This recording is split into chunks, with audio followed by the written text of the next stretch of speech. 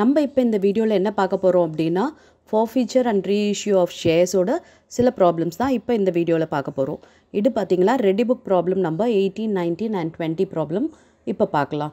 S problem பார்க்கலாமா? Okay பாருங்கள். A company forfeits 100 shares of rupees 10 each originally issued at a premium of rupees 2 per share. Okay 100 ஷேர்ஸை forfeit பண்ணியிருக்காங்க. இது வந்து ப்ரீமியமில் issue பண்ணியிருக்காங்க. The shareholder paid rupees 4 per share on application but did not pay the allotment money of rupees 4 per share including premium and call of rupees 4 per share. The shares are subsequently reissued at rupees 11 per share as fully paid up. Past journal entries for forfeiture and reissue of forfeited shares. இது பார்த்தீங்கன்னா forfeit பண்ணியிருக்காங்க இல்லையா 100 shares. இதுக்கு பார்த்தீங்கன்னா அவங்க வந்து allotment money 4 rupees ப்ரீமியமோடு சேர்த்து பே பண்ணலை அண்ட் கால் மணி ஒரு 4 rupees அதுவும் பே பண்ணலை. ஓகேவா? இந்த ஷேர்ஸ் தான் ரீஇஷ்யூ பண்ணியிருக்காங்க 11 rupeesக்கு. இப்போ நம்ம இதுக்கு forfeiture and reissue entry pass பண்ணலாமா? ஓகே முதல்ல forfeited என்ட்ரி. ஓகே இப்போ என்ட்ரி பாருங்கள். ஷேர் கேபிட்டல் 10 rupees, அப்புறம் செக்யூரிட்டி ப்ரீமியம் 2 rupees. இங்கே அலாட்மெண்ட்டில் டியூ இருக்கிறதுனால நமக்கு இந்த செக்யூரிட்டி ப்ரீமியம் போடுறோம். அதர்வைஸ் நம்ம வந்து இங்கே போட வேண்டிய அவசியம் இல்லை செக்யூரிட்டிஸ் ப்ரீமியம். ஓகே இப்போ ஷேர் கால் எவ்வளோனா 4 rupees அது. அதனால இந்த பேலன்சிங் ஃபிகர் என்ன அப்படின்னு பார்த்தீங்கன்னா forfeiture அது ஒரு 4, அலாட்மெண்ட் ஒரு 4 அண்ட் அதோட ப்ரீமியம் வந்து 2 அண்ட் ஷேர் கால் ஒரு 4. ஸோ பேலன்சிங் ஃபிகர் இது வந்து 4 வருது. பிகாஸ் இங்கே 12 இருக்குது, இங்கே 8. அப்போ பேலன்ஸ்ட் வந்து ஷேர் forfeiture. அதனால அது 400 இருக்குது. இப்போ ரீஇஷ்யூ பண்ணியிருக்காங்க. எவ்வளோக்கு ரீஇஷ்யூ பண்ணியிருக்காங்க? 11 rupeesக்கு ரீஇஷ்யூ பண்ணியிருக்காங்க. ரீஇஷ்யூ என்ட்ரி தெரியும் இல்லையா? எஸ் பாருங்கள். Bank account data to share capital to security premium. Issue பண்ணும்போது நமக்கு ப்ரீமியமில் இருந்ததுனால செக்யூரிட்டி ப்ரீமியம் கிரெடிட் பண்ணுறோம். 11 rupeesன்றது பேங்க்குக்கு. இங்கே வந்து ஏன் நமக்கு ஷேர் forfeiture வரல அப்படின்னா நம்ம வந்து பொதுவாக ரீஇஷ்யூன்றது எப்போவுமே கம்மியாக தான் பண்ணுவாங்க. அதாவது 10 rupees அப்படின்னா அதை வந்து 8 rupeesக்கோ 9 rupeesக்கோ டிஸ்கவுண்ட்டுக்கு தான் பண்ணுவாங்க. இதில் பார்த்திங்கன்னா நமக்கு ப்ரீமியமில் பண்ணியிருக்காங்க. அதனால் செக்யூரிட்டி ப்ரீமியம் போடுறோம்.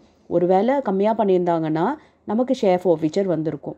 Okay share capital 10 rupees, premium 1 rupee. Because 10 ரூபாய் ஷேரை 11 ரூபாய்க்கு விற்றுருக்கிறதுனால. ஓகேவா? அதனால் 100 இங்கே போட்டாச்சு. இப்போ நம்ம வந்து கேபிட்டல் ரிசர்வ்க்கு ட்ரான்ஸ்ஃபர் பண்ணணும் இல்லையா? இங்கே forfeiture எவ்வளவு அப்படின்னா 4, இங்கே forfeiture கிடையாது. அதனால் share forfeiture to capital reserve என்ன அப்படின்னா 100 into 4, 400 அவ்வளோதான். புரிஞ்சுதா? எஸ் இப்போ நெக்ஸ்ட் ப்ராப்ளம் பார்க்கலாமா? ஓகே பாருங்கள். X Limited forfeited 20 shares of rupees 10 each on which rupees 6 per share were paid. பார்த்தீங்கன்னா 20 ஷேர்ஸை forfeit பண்ணியிருக்காங்க. அதில் 6 தான் வந்து பே பண்ணியிருக்காங்க. What amount will be transferred to capital reserve if out of these shares 8 shares are reissued as fully paid up on payment of rupees 5.5 per share? Okay yes இப்போ இந்த entry போடுவோமா? அதாவது 20 ஷேர்ஸில் 6 per share தான் paid. இப்போ அந்த பேமெண்ட்டுக்கு வச்சு தான் நம்ம போட போகிறோம். இந்த 10 rupees நம்ம போடலை. ஏன்னா வந்து இதில் 6 தான் பெய்டுன்னு சொன்னதுனால நம்ம அதை எடுத்து போட்டுக்கிறோம். 6 பெய்டு. அதுக்கப்புறம் பேலன்ஸ் பே பண்ண வேண்டியது 4 rupees. So final call and forfeiture பார்த்திங்கன்னா 2 rupees. ஓகே இதோட பேலன்சிங் ஃபிகர். இப்போ இதை ரீஇஷ்யூ பண்ண போகிறாங்க. 5.5க்கு ரீஇஷ்யூ பண்ணுறாங்க. ஓகே 6 பெய்டு இல்லையா? ஸோ 6ஓடதில் 5.5க்கு ரீஇஷ்யூ பண்ணதுனால 0.5 தான் நமக்கு forfeited ஆகிடுது.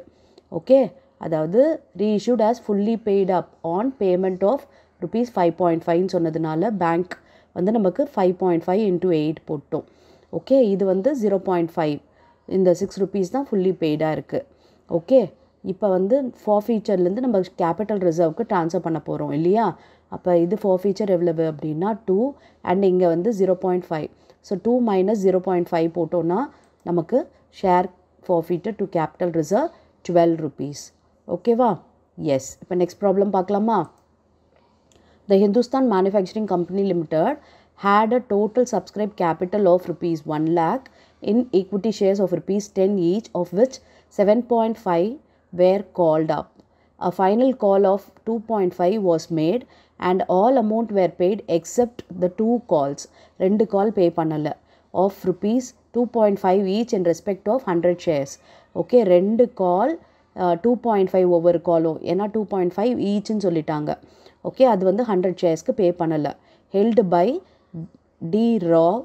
The shares were forfeited and reissued at rupees 8 per share as fully paid up. Make the journal entries, including that of cash, necessary to record final call, forfeiture of shares and reissue of forfeited shares. இப்போ நம்ம forfeited and reissue மட்டும்தான் போட போகிறோம். S, இப்போ forfeiture entry பார்த்தீங்கன்னா 100 ஷேர்ஸ்க்கு எவ்வளோ பே பண்ணலை, final கால் 2 கால் பே பண்ணலை. ஓகே பாருங்கள், ஃபஸ்ட்டு கால் அண்ட் ஃபைனல் கால் ₹2.50 பே பண்ணலை. அது ரெண்டும் இங்கே 2.5 2.5 போட்டுட்டோம். அதுக்கப்புறம் ஷேர் கேபிட்டல் 10. அப்போ இதோட பேலன்சிங் ஃபிகர் 5. அது ஷேர் ஃபார்ஃபீச்சருக்கு போட்டாச்சு. அடுத்து ரீஇஷ்யூ பண்ணுறாங்க, ₹8க்கு ரீஇஷ்யூ பண்ணியிருக்காங்க. ஓகே, அப்போ அதுக்கான entry bank account data, share forfeiture account data to share capital. Share கேபிட்டலில் ₹10, பேங்க் வந்து ₹8க்கு ரீஇஷ்யூ பண்ணதுனால 8 போட்டிருக்கோம். And share forfeiture 2.